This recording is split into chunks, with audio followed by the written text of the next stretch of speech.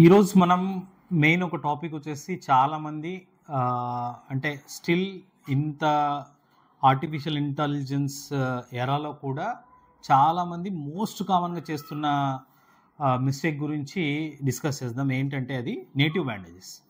అంటే ఇంతకుముందు ఒకప్పుడు ఆర్థోపెడిక్స్ ఇంత బ్రాంచ్ ఇంత ఎవాల్వ్ కానప్పుడు, ఇన్ని టెక్నాలజీ ఇంత ఇన్స్ట్రుమెంటేషన్ ఇంప్లాంట్స్ లేనప్పుడు ఒకప్పుడు చాలామంది ఏమంటే కట్లు కట్టించుకునేవాళ్ళు. నాటుకట్లు అంటాము, హెర్బల్ ట్రీట్మెంట్. నాటుకట్లు వచ్చేసి మామూలుగా మోస్ట్ కామన్గా మనం వినేది పుత్తూరు కట్లు.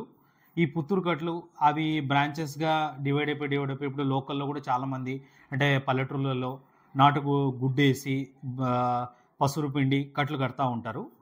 సో వీటి వల్ల ఏ ఏముంది ఉపయోగము, అసలు ప్రజల్లో వాళ్ళు అనుకునేది ఏంటి, దానివల్ల డిసడ్వాంటేజ్ ఏంటి, సో అనేది ఈ టాపిక్ డిస్కస్ చేద్దాము. సో దీంట్లో మెయిన్ ప్రాబ్లం ఏంటి అంటే, ఒకప్పుడు మన పూర్వీకులు ఏదైతే మనకి ఇప్పుడు ఇంప్లాంట్స్ లేవు, టెక్నాలజీ లేదో, అప్పుడు వాళ్ళు కూడా దే వర్ ట్రైన్డ్. అంటే వాళ్ళ పూర్వీకులు వాళ్ళకి ఎముకని ఎలా సెట్ చేసి కట్టాలి, ఎంత ఫోర్స్తో కట్టాలి, ఏం యూజ్ చేయాలి అనేది చాలా కరెక్ట్గా పద్ధతిగా నేర్పించినవి ఫాలో అయ్యి కట్టేవాళ్ళు. సో వాళ్ళు సెట్ చేసిన పద్ధతిలో చాలామందికి ఎముకలు సెట్ అయ్యేవి. దాంతోపాటు హార్మ్ఫుల్నెస్ తక్కువ ఉండేది. కానీ ఇప్పుడు చూసుకుంటే చాలా చోట్ల దాన్ని బిజినెస్ లాగా ఎక్స్‌ప్లాయిట్ చేసుకొని చాలా ప్లేసెస్‌లో చిన్న చిన్న ఊర్లలో చాలా చోట్ల నాటుకట్టు మేము కట్టేస్తామని కడతా ఉన్నారు. అక్కడ వాళ్ళు ఉపయోగించే కొన్ని అంటే మా దగ్గరికి రెగ్యులర్‌గా వస్తూ ఉంటాయి. రైట్ ఫ్రమ్ చిన్న పిల్లల దగ్గర నుంచి పెద్దవాళ్ళ దగ్గర కూడా. సో దీంట్లో వాళ్ళు చేసేది ఏంటంటే, వాళ్ళు పచ్చి గుడ్డుని కానీ లేదంటే ఏదైనా పచ్చి ఆకులు కానీ నూరి ఫస్ట్ ముందు మనకు చూసేలాగా ఆయిల్తో మసాజ్ చేసి దానిపైన దెబ్బలు పెట్టి బట్టలు చుట్టి వారానికి ఒక కట్టులాగా కడతా ఉన్నారు. స్టిల్ కొంతమందికి ఎముకలు అతుక్కుంటున్నాయి. ఏమి అంటే బాడీ నేచర్ అదండి. ఎందుకంటే మన బాడీలో మీరు వదిలేసినా ఏం చేసినా ఏం చేయకున్నా మీ హెయిర్ వదిలేస్తే గ్రో అవుతుంది. ఎందుకంటే 1 mm పర్ డే ప్రతి సెల్కి ఇక్కడ మన బాడీలో ఉన్న సెల్స్కి గ్రో అయ్యే కెపాసిటీ ఉంటుంది. సో కాబట్టి బోన్ కూడా అంతే, మీరు ఏం చేసినా చేయకున్నా అది గ్రో అవుతుంది. అది వాళ్ళు కట్టినా కట్టకున్నా అది వదిలేసినా ఎంతో కొంత సెట్ అయిపోతుంది. సో దాంతో కొన్ని చిన్న చిన్న ఫ్రాక్చర్స్ అంటే ఏదో చిన్న హెయిర్ లైన్ ఫ్రాక్చర్స్ లేదో చిన్న చిన్న ఉంటే అది కట్టుకోవచ్చు. బట్ కాకపోతే చాలా డిస్ప్లేస్డ్ ఫ్రాక్చర్స్ ఉంటాయి, లేదు అంటే డిస్లొకేషన్స్ ఉంటాయి, వాటి కూడా కట్టలు కట్టినవి చూసాము. ఇంకోటి ఏంటంటే బిగించి కడతా ఉన్నారు. దానివల్ల మెయిన్ డిసడ్వాంటేజ్ ఏంటంటే కంపార్ట్మెంట్ సిండ్రోమ్ అంటే ఏంటంటే, ఇప్పుడు రీసెంట్గా ఒక చైల్డ్ చూసామండి. ఆ చైల్డ్ ఈఆర్కి వచ్చాడు, 1 వీక్ కింద పడ్డాడంట. నాటుకట్టు తీసుకెళ్లారు. ఆ బాబుకు ఫ్రాక్చర్ అయితే చిన్న ఫ్రాక్చర్ యాక్చువల్గా. డే 1 వచ్చుంటే ఊరికే జస్ట్ చిన్న పిఓపి లాగా వేసి అంటే సరిపోయిండేది. వాళ్ళు ఏం చేశారు, నాటుకట్టు తీసుకెళ్లారు, అక్కడ అన్నీ పసురు పూసి ఆయిల్తో తోమి తిక్కాక దెబ్బలు పెట్టి టైట్గా చుట్టేశారు. సో దానివల్ల ఏమైంది అంటే, మేము వచ్చిన వెంటనే చూస్తే మొత్తం బొబ్బలు వచ్చేసాయి చెయ్యంతా. ఎందుకు బొబ్బలు వచ్చేసాయి, లోపల వాళ్ళు కట్టిన ప్రెషర్కి లోపల నాడి ఆడడం కూడా ఆగిపోయింది. ఆ ఫ్రాక్చర్ దాన్ని వదిలేస్తే కూడా నెలన్నరకి సెట్ అయిపోయిండేది. కట్టడం వల్ల దెబ్బలు తీసి ఫిక్స్ చేయడం వల్ల ఏమైందంటే లోపల ఉన్న బ్లడ్ వెజల్ అనేది కంప్రెస్ అయిపోయింది. దానివల్ల కంపార్ట్మెంట్ సిండ్రోమ్ వచ్చేసింది. ఆ నెక్స్ట్ కాంప్లికేషన్ బ్లిస్టర్స్ వచ్చాయి. కలర్ డాప్లర్ చేస్తే ఆర్టరీ ఫ్లో అనేది తగ్గింది, వెంటనే కట్లు తీసేసాము. సో చూస్తే బ్లిస్టర్స్ ఉన్నాయి. దానికి టెంపరీగా జస్ట్ ఇమ్మొబిలైజేషన్ లాగా పెట్టాము, ఒక చిన్న ఆర్మ్ పౌచ్ లాగా. తర్వాత నెక్స్ట్ స్లోగా రిలీజ్ చేశాక ప్రోబ్ పెడితే నిదానంగా పల్స్ వచ్చింది. అదంతా 1 వీక్ ప్రాసెస్. లక్కీగా బాబుకి ఏమంటే టాబ్లెట్స్ ఇంజెక్షన్స్ పెడితే స్లోగా వాపు తగ్గిపోయి రీగెయిన్ అయింది. ఆ తర్వాత స్లోగా ట్రీట్మెంట్ చేశాము, చైల్డ్ రికవర్ అయ్యాడు. బట్ దీని నుంచి అంతకుముందు డ్యామేజ్ జరిగిన కేసెస్ కూడా మా దగ్గరకు వచ్చాయి. అంటే 8 years బ్యాక్ కట్టించుకున్నారు. సో కట్టాక నా ఆర్టరీ దెబ్బతినింది. తర్వాత యాక్చువల్గా కొన్ని చోట్ల యాంపిటేషన్ చెప్పారు. ఆ తర్వాత ఆ పేషెంట్ సో ట్రై చేద్దామని హైదరాబాద్కి వెళ్ళారు, అక్కడ ట్రీట్మెంట్ ఇచ్చారు, స్లోగా రికవర్ అయ్యాడు. బట్ మజిల్స్ అంతా ఫైబ్రోజ్ అయిపోయాయి. Okay, it's a flail almost ఊగులాడుతూ ఉంది. సో అంటే మన కాంప్లికేషన్ రేట్ అనేది ఎట్లా ఉంటుందంటే, సింపుల్గా ట్రీట్మెంట్ గోటితో పోయేదానికి గొడ్డలు చేసుకున్నట్టు.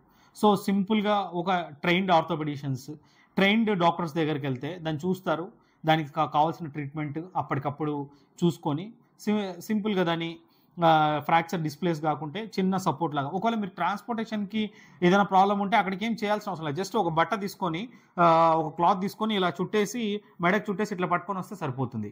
అదే కాలుకైతే ఓ చిన్న మన చిన్న కట్ట లాంటిది ఒకటి పెట్టేసి జస్ట్ లూజ్గా బ్యాండేజ్ ఏదన్నా, లేదంటే టవల్ చుట్టినా పైన కింద టవల్ చుట్టుకొని తీసుకొని వచ్చినా సరిపోతుంది ట్రాన్స్పోర్టేషన్. అయినా ఇప్పుడున్న ఫెసిలిటీస్లో మనకి ఎనీ హాస్పిటల్లో నియర్ బై చూస్తారు, టెంపరీ ఇమ్మొబిలైజేషన్ ప్రైమరీ ట్రీట్మెంట్ ఇస్తారు ప్రైమరీ హెల్త్ కేర్ సెంటర్స్లో. అక్కడ ట్రీట్మెంట్ తీసుకొని హ్యాపీగా tertiary care centres like Kurnool లాంటి ప్లేసెస్కి వస్తే నీట్గా మెడికల్ కాలేజెస్ ఉన్నాయి, హాస్పిటల్స్ ఉన్నాయి, ప్రైవేట్ హాస్పిటల్స్ ఉన్నాయి. వీటన్నిటిలో trained orthopaedicians, well trained doctors, 20 years చదువుకున్న వాళ్ళు, 15 years చదువుకున్న వాళ్ళు, దాంట్లో ఎక్స్పీరియన్స్ ఉన్న వాళ్ళు చాలామంది ఉన్నారు. సో వాళ్ళతో ట్రీట్మెంట్ తీసుకుంటే త్వరగా రికవర్ అవుతారు. సో దీనికి మెయిన్ కారణం ఏంటంటే ఇగ్నోరెన్స్ అండి. అంటే ఇప్పుడు ఒక పేషెంట్ వచ్చారు, నేను చూశాను 1 month బ్యాక్, హిప్ డిస్లోకేట్ అయింది, అంటే తుంటి ఎముక మొత్తం బయటికి వచ్చింది. దాన్ని నాటుకట్టుకి తీసుకెళ్లారు, అతను గుండు బయటకు వచ్చింది, సెట్ చేస్తానని చెప్పి అటు ఇటు లాగి కట్టాడు. డిస్లోకేషన్ పొజిషన్లో ఉంది, 4 రోజులు కట్టాడు, కాలేదు. పేషెంట్ నడవలేకపోయి మళ్ళీ తీసుకొచ్చారు.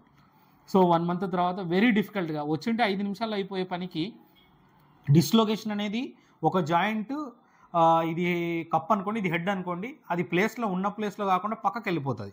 దాన్ని విత్ ఇన్ ఎంత త్వరగా అంటే అంత త్వరగా తీసుకొచ్చి కూర్చోబెట్టాలి. లేదంటే ఆ హెడ్కి బ్లడ్ సప్లై పోవడము, నర్వ్ కంప్రెస్ కావడము, ఇలాంటి చాలా కాంప్లికేషన్స్ ఉంటాయి. అవన్నీ ప్రివెంట్ చేసేలాగా, అంటే పేషెంట్ కూడా విపరీతమైన పెయిన్ ఉంటుంది. కాకపోతే ఏమంటే పేషెంట్స్ సరే కట్టారు, ఏదో టాబ్లెట్స్ తీసుకుంటారో, మెడికల్ స్టోర్లో చెప్తే టాబ్లెట్స్ ఇస్తున్నారు. సో టాబ్లెట్లు తీసుకుంటారు, నొప్పికి మళ్ళీ వేసుకుంటారు. అట్లా 4 రోజులు సఫర్ అయ్యాడు, ఇంకా నొప్పి తగ్గలేదు, తీరా లాస్ట్కి వచ్చాడు. సో మళ్ళీ మత్తు ఇచ్చి సెట్ చేశాము ఆ పేషెంట్కి. సో అంటే ఇంత కాంప్లికేషన్ స్టేజెస్కి పోకుండా జస్ట్ ఒక ఎక్స్రే చేయించుకొని ఒక ఆర్థోపెడిషన్ కన్సల్ట్ అయితే సో మెనీ కాంప్లికేషన్ మనం ప్రివెంట్ చేయొచ్చు. సో మనం తెలుసుకోవాల్సింది ఏంటంటే ఆల్ డెవలప్డ్ కంట్రీస్ ఇవన్నీ టెక్నాలజీని యూజ్ చేసుకొని అంటే చాలా ముందరికి వెళ్తున్నారు. అంటే ఇప్పుడు మనకి రైట్ ఫ్రమ్ ఎక్స్రే దగ్గర నుంచి ఎంఆర్ ఆర్థ్రోగ్రామ్, అంటే మనము డై ఇచ్చి అసలు ప్రతిదీ ఆల్మోస్ట్ ఇప్పుడు ఆపరేషన్ చేస్తే మనకి ఏమేమి కనిపిస్తాయి అన్నీ ఆ స్కాన్లో కనిపిస్తాయి. సో అలాంటి ఫెసిలిటీస్ ఉన్నప్పుడు యూటిలైజ్ చేసుకొని we should be healthy. So మా మెసేజ్ ఏంటి అంటే, మీరు ఏదైనా తెలియనప్పుడు దగ్గరగా ఉన్న ప్రైమరీ హెల్త్ కేర్ సెంటర్లో డాక్టర్స్ కానీ లేదంటే దగ్గర ఉన్న డాక్టర్స్ సంప్రదించి ఆ ప్రైమరీ హెల్త్ కేర్ తీసుకొని then come to tertiary health care, అక్కడ ఎక్స్పర్ట్స్ ఉంటారు. సో కంపార్ట్మెంట్ సిండ్రోమ్, ఈ కాంప్లికేషన్స్ అనేది ద వర్స్ట్ సినారియో. పేషెంట్ చైల్డ్ని అలాగే బ్లిస్టర్స్తో వదిలేసి అలాగే కంపార్ట్మెంట్ సిండ్రోమ్తో ఉంటే కొన్ని రోజులకి గ్యాంగ్రీన్ అయిపోతుంది, చెయ్యి తీసేసి రావాల్సి వస్తుంది. లేదు ఒకవేళ మీడియం డ్యామేజ్ అయింటే చెయ్యి చాలామందికి ఇలా వోక్మెన్స్ ఇస్కిమిక్ కాంట్రాక్చర్ అంటారు. సో ఈ పొజిషన్కి వెళ్ళిపోతుంది. మీరు చూసింటారు, వాళ్ళు ఇట్లా ముడుస్తామంటే ఇట్లా పోతుంది, పైకి ఎత్తుదామంటే ఇట్లా పోతుంది. సో మజిల్స్ అంతా ఇస్కిమిక్ అయిపోయి ఫైబ్రస్ టిష్యూ ఫామ్ అయిపోయి ఫంక్షనల్ హ్యాండ్ పోతుంది. సో ఎర్లీగా డిటెక్ట్ చేస్తే కొంతవరకు మనము దాన్ని ట్రీట్ చేయొచ్చు. బట్ లేట్ స్టేజ్లో వస్తే అది మనం చాలా దాని ఏమంటారు difficult to treat. So don't believe in all type of superstitious things. Like mainly ఈ నాటుకట్లు అనేది మీరేం నమ్మొద్దండి. సో టెంపరీగా ప్రైమరీ హెల్త్ కేర్ సెంటర్స్లో ట్రీట్మెంట్ తీసుకోండి, తర్వాత ఆర్థోపెడిషియన్తో కన్సల్ట్ అయ్యి ట్రీట్మెంట్ తీసుకోండి. Be healthy. Thank you.